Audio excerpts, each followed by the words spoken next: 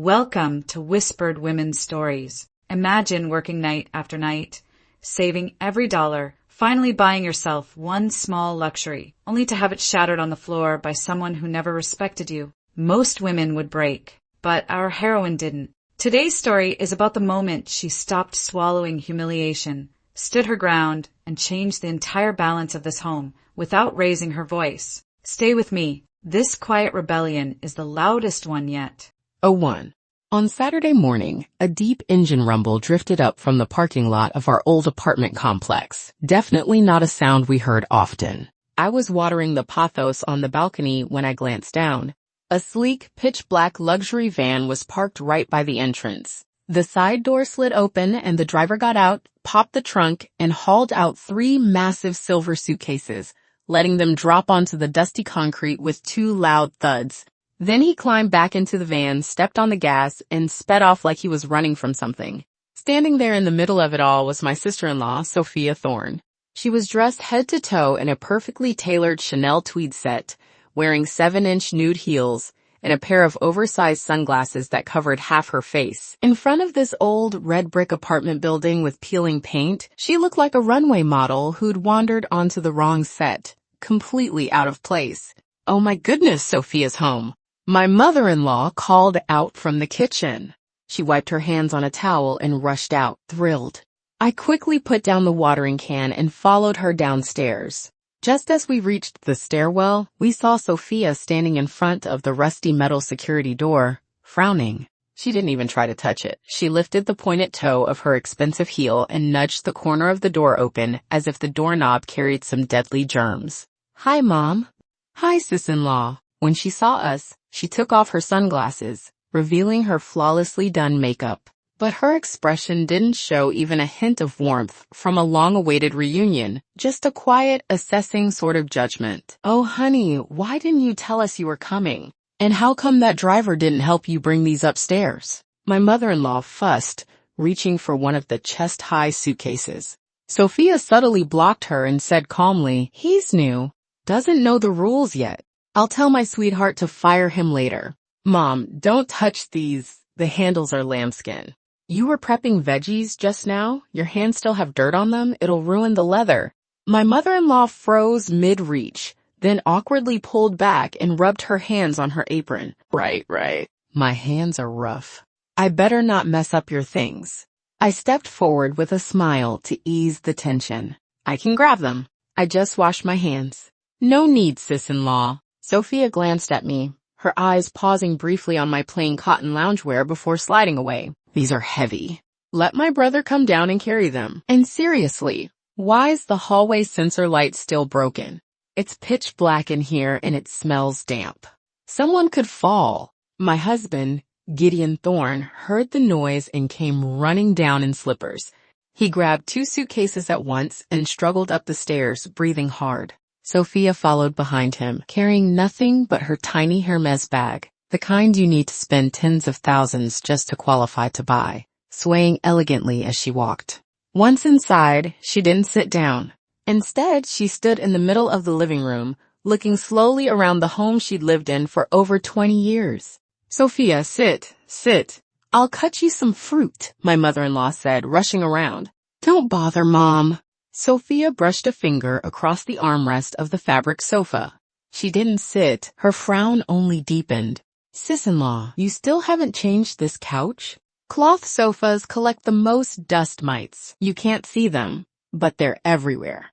Back home, we only use imported calfskin sofas, and professionals come regularly to treat them.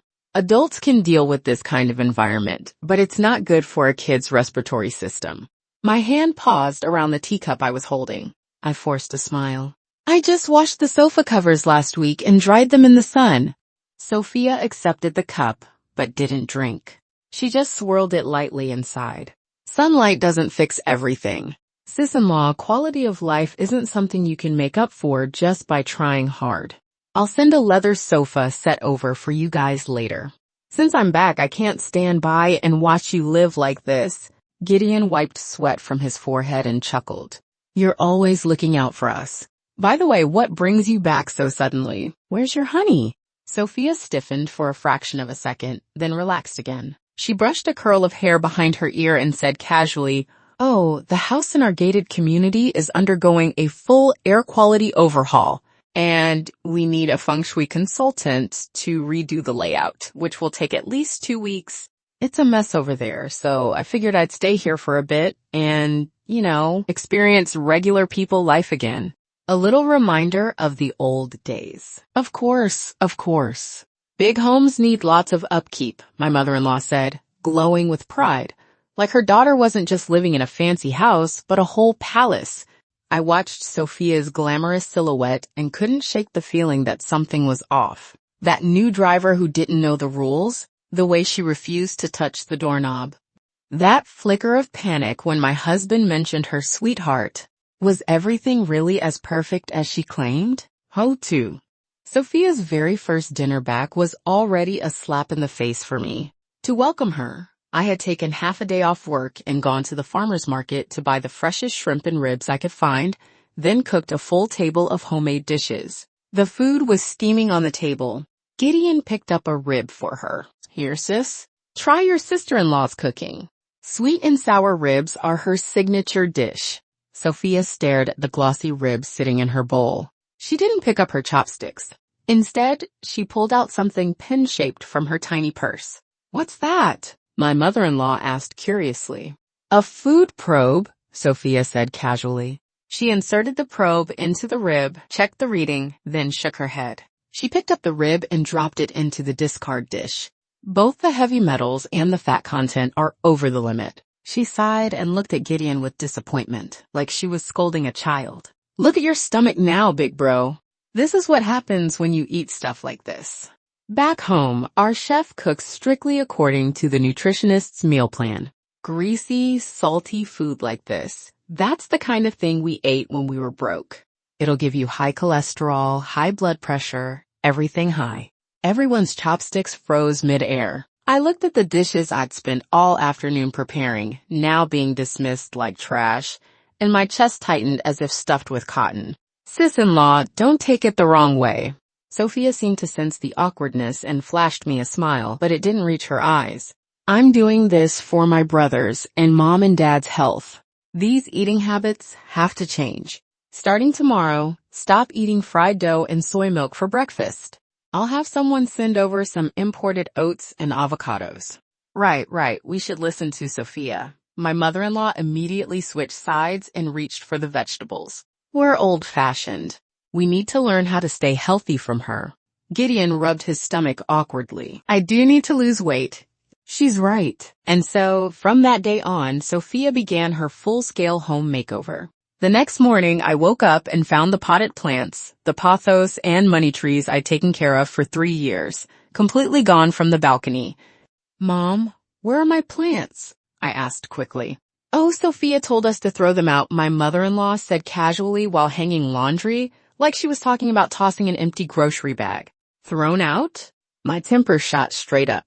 Just then, Sophia walked out of the bedroom in a silk robe, holding a cup of black coffee. "Sis-in-law, those plants were placed in the wrong direction. They were blocking the house's financial energy. And cheap plants like those attract bugs. I'll have a florist send over some imported orchids. That's what real style looks like." "Sophia, those were my plants. Couldn't you at least ask me before throwing them out?" I forced myself to keep steady. Sophia lifted an eyebrow, like she was talking to a child who didn't understand anything. "Sis-in-law, I did it for the good of this home." "Why are you so sensitive? They were just a few cheap plants." "My orchids cost more than a whole car full of your pothos." "That's not the point." All right. Gideon came out of the bathroom with a toothbrush in his mouth, cutting me off mid-sentence. "Baby, just drop it." She meant well. Those plants did look pretty tacky. My sister's got better taste now. She's just trying to help us level up our lifestyle. I looked at my husband's flattering expression, then at my mother-in-law's face that clearly said, "Don't be ungrateful," and a wave of helplessness washed over me. Everything I had worked so hard to make warm and welcoming in this home meant nothing in front of Sophia's so-called luxury standards. She didn't need to argue. She didn't need to raise her voice. She only had to speak in that superior, effortless tone, and suddenly I was pushed to the edges, like I was the uncultured, clueless housekeeper of this home. And that suffocating atmosphere reached its peak on the third day. A 0-3. That Friday, I had just received my quarterly project bonus. To reward myself for months of endless overtime, I gritted my teeth a little and bought a face cream from the department store, one I had been dreaming about for ages. It cost over $200, which was a huge splurge for someone like me, a regular salaried worker. But when I held that heavy glass jar in my hand, I felt a warm, solid satisfaction. I thought, a woman has to be good to herself. Saturday morning, the sunlight was bright. I sat in front of the bathroom mirror in a great mood and carefully unboxed the cream. The black jar glowed luxuriously under the sun. I had just twisted open the lid and hadn't even scooped out the first bit when the bathroom door was pushed open. Sophia walked in. She didn't knock, like she had absolute clearance to enter any room in this house. "Sis-in-law, excuse me, I just need to wash my hands." She said it while trying to squeeze past me toward the sink. Afraid she'd bump my cream, I instinctively tried to shield it. "Sophia, hold on a sec, let me move my stuff." Her gaze fell on the jar beside me. For a split second, I caught a flash of something complicated in her eyes, something I couldn't quite name. But it vanished instantly, replaced by an even deeper disdain. "Oh? New face cream?" Her lips curled in a mocking smile. She reached out with two long, almost exaggeratedly delicate fingers and picked up the jar. "Sophia, don't..." Before I could finish, she flicked her wrist, effortlessly, naturally, like she was shaking off a dead bug. Crack! With a sharp shatter, the cream I hadn't even used once exploded on the hard bathroom tiles. Black glass shards scattered everywhere, and the white cream splattered out like some pale, tragic flower crushed on the floor. My brain buzzed.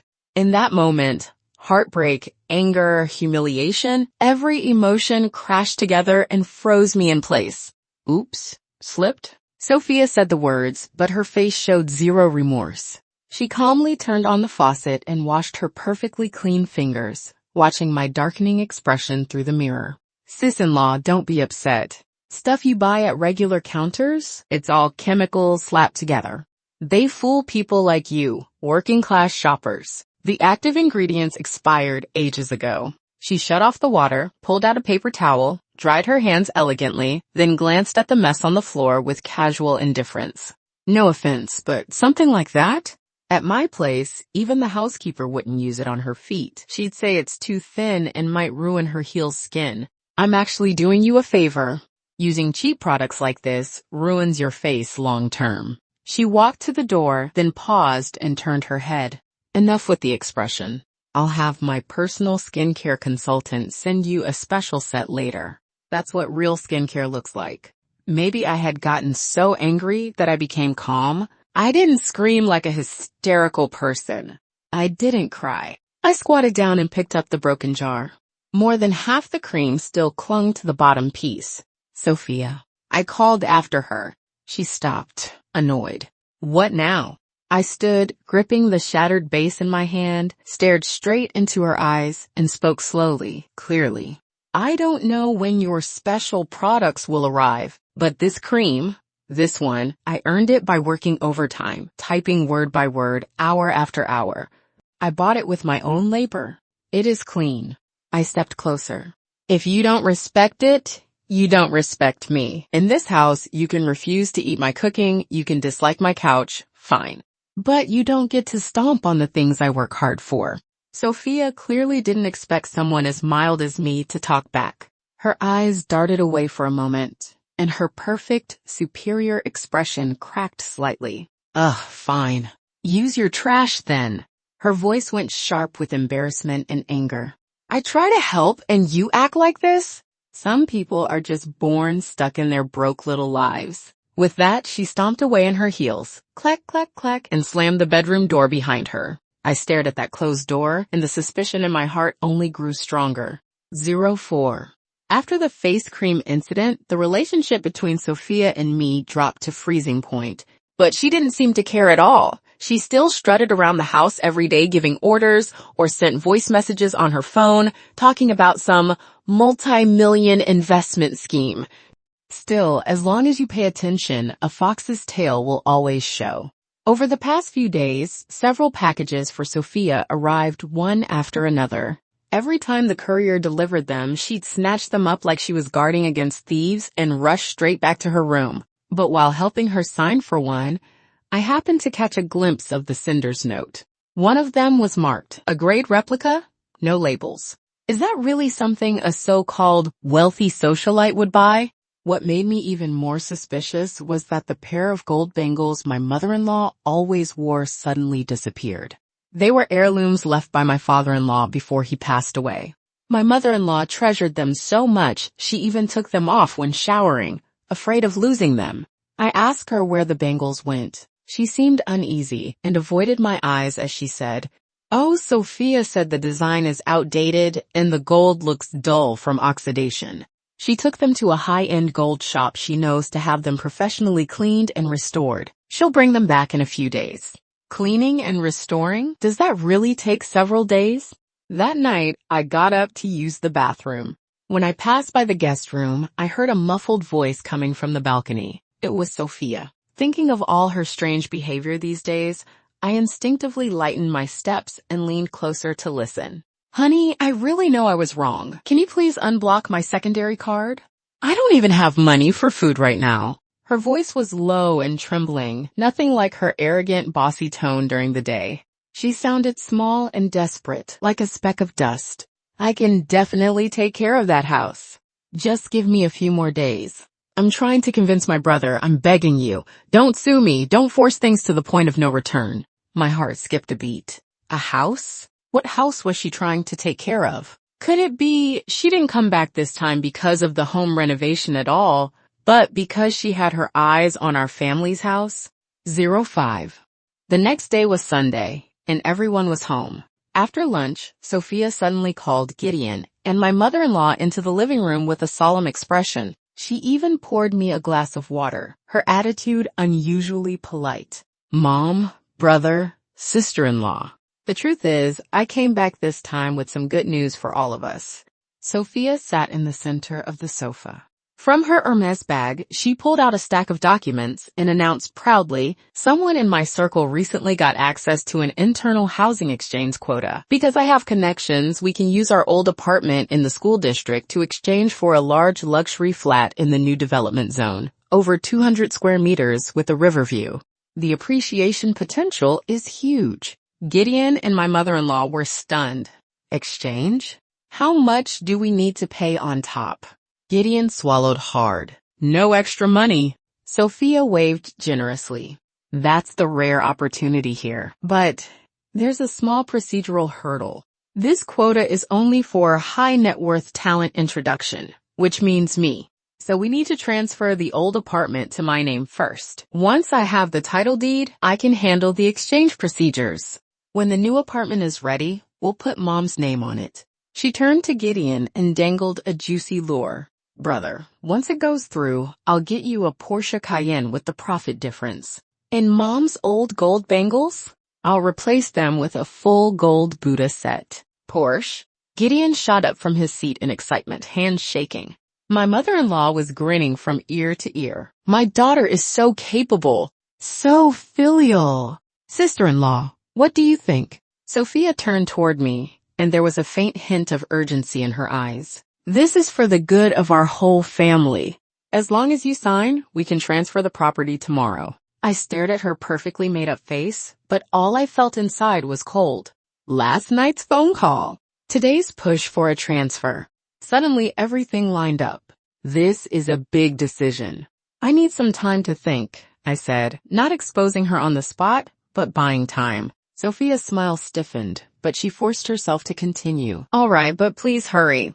The quota expires tomorrow afternoon. Once it's gone forever." In the afternoon, I said I wanted to deliver some hometown specialties to Sophia's husband's family, but in truth, I was going to verify my suspicion. I took a taxi to the supposedly top-tier luxury villa district, Tangong, Palace of Sandalwood. The moment I arrived at the gate, the security guard stopped me. Who are you here to see? I'm looking for the owner of Villa 18, Sophia. I'm her sister-in-law. At the mention of Sophia, the guard's expression turned strange, disdainful even. Sophia? You mean that woman who used to stay here? The owner left instructions. She and all her relatives are strictly forbidden from entering. My heart dropped. What? Isn't she the lady of that house? Just then, a water delivery truck pulled up nearby. The driver, the same man who had driven Sophia home that day, recognized me. He rolled down the window and grumbled. Oh, you're related to that woman? Tell her to stop dreaming. He lit a cigarette and exhaled. That so-called rich husband of hers? He's just a notorious second-generation demolition tycoon around here, tricky as hell. They signed a prenup. Instead of behaving, she used his secondary card to buy fake luxury bags and clothes, then faked receipts to get reimbursed. And she was still sneaking around with her ex behind his back. He snorted. He found out a month ago and kicked her out with nothing. Now he's suing her for fraud and trying to recover all his past expenses. She's drowning in debt and hiding to avoid him. Standing in the blazing sun, I felt ice creeping through my whole body. So that's the truth. There was never a new luxury flat. No exchange program at all. She didn't want the old apartment transferred to her so she could upgrade us. She wanted the property deed so she could mortgage it for cash. This apartment is the lifelong savings of my parents-in-law. It's the roof over the heads of our family of 3. If she got her hands on it, she'd definitely take the loan money and run. Or burn it all trying to cover her own mess. When the bank seized the house, we would be the ones thrown out onto the streets. This isn't a relative. This is a wolf that eats people clean, bones and all. 06. By the time I got home, it was already dark. I pushed the door open. The living room was brightly lit. Sophia was sitting there with a bowl of bird's nest soup, probably bought with my mother-in-law's money, crossing her legs and smugly urging Gideon on. Bro, did you gather all the documents? We need to line up at the housing authority first thing in the morning. Gideon was holding the red property certificate, his eyes full of excitement. Got everything. Sophia, I want the black Cayenne, okay? No problem. Sophia gave a delighted laugh, but the moment she turned and saw me come in, her face instantly dropped. Sis-in-law, where have you been all day? Hurry up and get your ID. You're the last one we need. Don't delay a deal worth billions. I looked at her greedy, fake face, and the anger I'd been suppressing all day finally erupted. I didn't even change my shoes. I strode straight to the coffee table, pulled a stack of papers from my bag, and slammed them down. Sophia, are these your billions? On the table were photos I'd printed at the shop, plus an audio recording from my phone. The photos showed her account listing my mother-in-law's gold bracelets on a second-hand luxury resale site. The seller ID was her usual username, and several close-ups of her designer handbags. The shipping labels clearly saying high-grade replica, no logo. What's this? Gideon froze. I tapped my phone and turned the volume all the way up. The security guards and the delivery driver's voices echoed through the room. Kicked out with nothing, stealing the secondary credit card, using fake luxury goods to reimburse real receipts, messing around with her ex, drowning in debt. The bowl in Sophia's hand slipped and shattered on the floor. Her face instantly drained of color. Her lips trembled. She couldn't even speak. The whole family was stunned. My mother-in-law stared at her daughter, horrified. Sophia, is this true? My bracelets? You sold them? I looked at Sophia coldly and closed in step by step, stripping off her fake mask layer by layer. You said you'd get us a luxury apartment? What you really want is to trick the whole family into signing over the house so you can mortgage it to cover your own debt, right? After that, you'd run off and leave your parents and your brother homeless? You said even the maid wouldn't use that face cream? Then why did you steal the gold bracelets your mom wore for over a decade and sell them? Just so you could buy yourself a pile of knockoff bags to look rich? You claim you're worth billions? Which billions? Billion memories? Billion delusions? Sis-in-law, you're lying. You're framing me. Sophia finally snapped. She dropped all her classy pretenses and pounced toward the table like a feral cat, trying to grab the phone and the property certificate. That's mine. I can still turn things around. Once I get the money, I can hire the best lawyer. I'll take back everything that belongs to me. I'm the young lady of the Lin family. I can't lose! She shrieked hysterically, her face twisted, completely losing the elegance she pretended to have. 07. Smack! A loud, crisp slap echoed. It wasn't me. It was Gideon. His eyes were red, his hand still shaking. He clutched the property certificate like it was his lifeline. Sophia! Are you even human? This is our parents' entire life savings. You made a mess outside, and now you want to drag the whole family down with you? My mother-in-law clutched her chest, slumping onto the couch as tears streamed down. What a sin. How did I raise such an ungrateful creature? Sophia held her cheek, stunned. Then suddenly, thump, she dropped to her knees, grabbed onto Gideon's leg, and cried like a broken doll. Her last attempt at playing the family card. Bro, I'm wrong. I really had no choice. They're threatening me. If I don't repay them, they'll ruin my face. Bro, please save me. I'm your sister. Just give me the house first. Once I get back on my feet, I'll pay you back tenfold. Gideon looked torn, his body stiffening. Seeing that, I knew I had to be the bad guy. Without a word, I walked to the guest room. Those 3 huge suitcases were still there. I opened them, yanked out all the Chanel and Gucci she had hung in my closet, and stuffed everything in without caring about wrinkles. Then I dragged the suitcases, plus her nearly empty Hermes bag, straight to the door, yanked open the security door, and clatter. I shoved everything out into the hallway. Sis-in-law, what are you doing? That's my stuff. Sophia screamed, lunging toward me. I blocked the doorway, towering over her. Her makeup was smeared, her hair messy, one expensive heel missing somewhere on the floor. I took a deep breath, my voice calm, cold, and returned her own words to her, word for word. Sophia, I picked up the broken jar of face cream. Even though it shattered, at least it was real, bought with my hard-earned money. Everything you wear just like you looks shiny on the outside but is fake through and through. Sophia froze, staring at me. I pointed down the dark hallway. Since you still think you're some billionaire socialite, since you think my sofa is cheap and my cooking is beneath you, then I'm sorry. My shabby little home can't afford to host a great Buddha like you, who feeds on other people's blood. Take your vanity and your lies and get out. Don't suffer in this lowly home of mine anymore. Before she could react, I slammed the door shut. Bang! Silence fell. Then came Sophia's furious pounding and screaming from outside. Open the door! This is my home, too. I'll sue you, you hear me? Inside, the house was dead quiet. My mother-in-law sat on the couch, hands on her chest, sobbing. My bracelets! My retirement money! How did I raise something so heartless? Gideon was sitting with his head hanging low, gripping the property certificate so hard his knuckles turned white. Hearing Sophia screaming, he suddenly jumped up. I thought he softened. I opened my mouth only to see him storm to the door. He didn't open it. Instead, through the heavy steel door, he shouted with a trembling but resolute voice I'd never heard from him.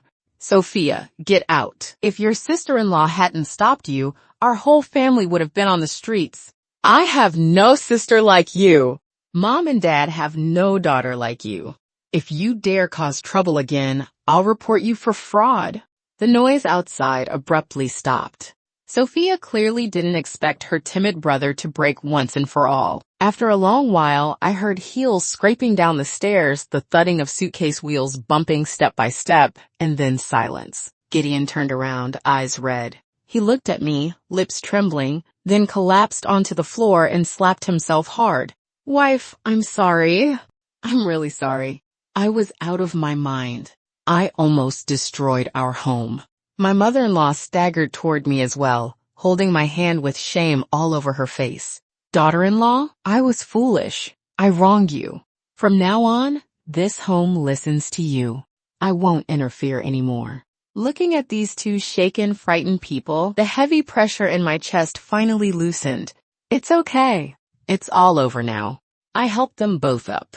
As long as the house is still here, as long as we're still together, life will get better. That night, we finally had a peaceful dinner. No pretentious comments, no condescension, just steaming white rice and half a plate of leftover braised pork. And somehow, it tasted more comforting than anything in a long, long time. 08. A month later. On a weekend morning, sunlight streamed through the balcony windows into the living room. A few new pots of pothos sat there. Cheap plants, sure, but their leaves were glossy and full of life. I was at my vanity doing my skincare routine. Gideon pushed the door open. He was holding an elegant gift box and scratched his head awkwardly. Honey, I felt bad that your face cream broke last time. I didn't smoke this month, saved a little stash of money, and bought you a new one. Look, did I get the right brand? I took the box. It was the same one. I used to be too soft-hearted and I didn't know who really wanted to build a life with me, Gideon said with a sheepish grin before heading to the kitchen. Mom made congee. Come eat. I opened the jar. A faint, pleasant scent drifted out. As for Sophia, we didn't cut each other off like sworn enemies. After all, she's still my mother-in-law's daughter, flesh and blood. According to my mother-in-law, the lawsuit was a mess. Sophia ended up with a huge debt and her so-called rich wife dream shattered into dust. She was too embarrassed to come home and rented a tiny 10-square-meter room in the south of the city. A couple of days ago, I saw my mother-in-law secretly making a call on the balcony, wiping her tears as she whispered, "Selling clothes over there. Are you tired? Have your swollen feet gone down?" Sophia, Mom's not capable of much, but this pickled vegetable is your favorite. I'll have your brother mail it to you. And remember, earn money steadily. Stop dreaming about things that aren't real.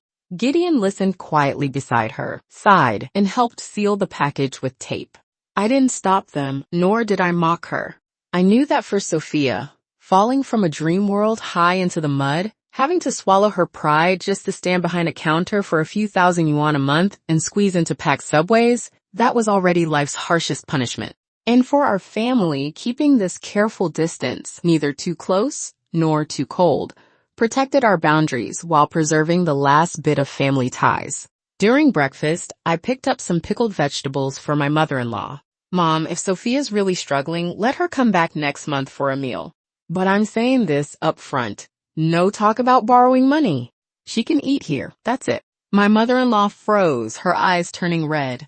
She nodded repeatedly. Yes, she can eat here, as much as she wants. I glanced out the window. The sky was so blue.